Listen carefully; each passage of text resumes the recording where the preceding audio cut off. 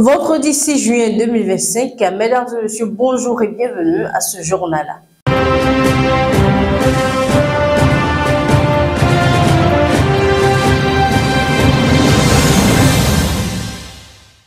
Ce vendredi 6 juin est marqué par un événement très important pour la communauté musulmane dans le monde entier. Il s'agit de la Tabaski qui est célébrée aujourd'hui et encore appelée l'Aïd el-Kébir.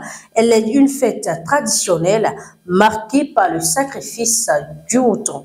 Le royaume du Maroc n'est pas resté en marge de cette célébration. Cependant, il n'y aura pas de mouton sacrifié cette année. Ceci à la suite d'un appel du roi Mohamed VI. Ce dernier a demandé aux citoyens de renoncer à l'abattage rituel pour protéger un cheptel fortement affaibli par des années de sécheresse. Cette décision bouleverse les habitudes. Les marchés, les boucheries sont moins fréquentés et certains ont quand même trouvé le moyen de contourner l'interdiction en abattant les moutons à l'avance ou en tentant de transporter des bêtes en secret. Des systèmes de contrôle ont été mis en place et renforcés, des camions saisis et des marchés fermés. Néanmoins, les Marocains comptent toujours se réunir, prier, partager des repas, même sans sacrifice annuel. Il faut notifier que depuis 2016, le cheptel marocain a perdu plus d'un tiers de ses effectifs.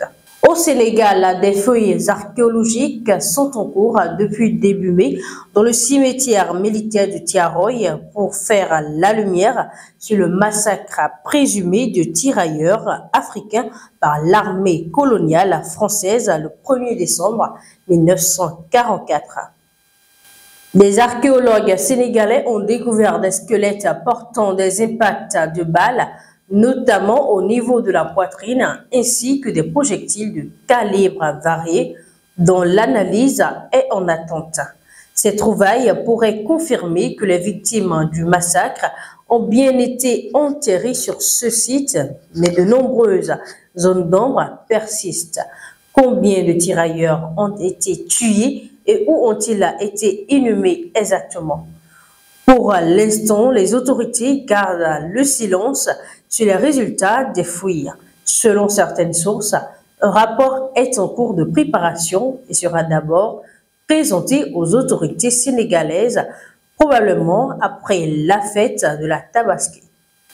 Direction le Pentagone à présent. Aux États-Unis, la justice a suspendu une mesure prise par le président américain Donald Trump interdisant l'entrée de nouveaux étudiants étrangers à l'université de Harvard.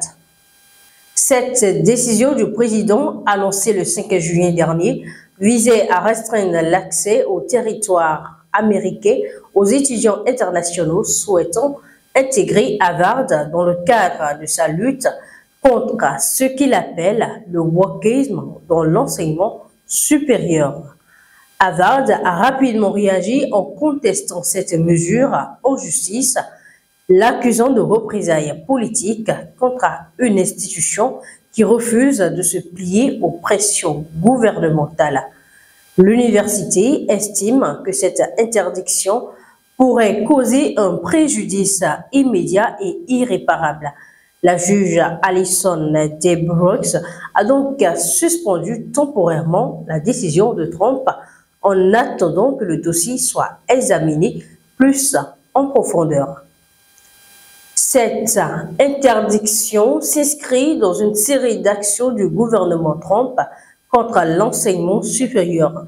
Harvard en particulier est ciblé depuis plusieurs années avec notamment des coupes budgétaires importantes et des tentatives de contrôle de son fonctionnement interne.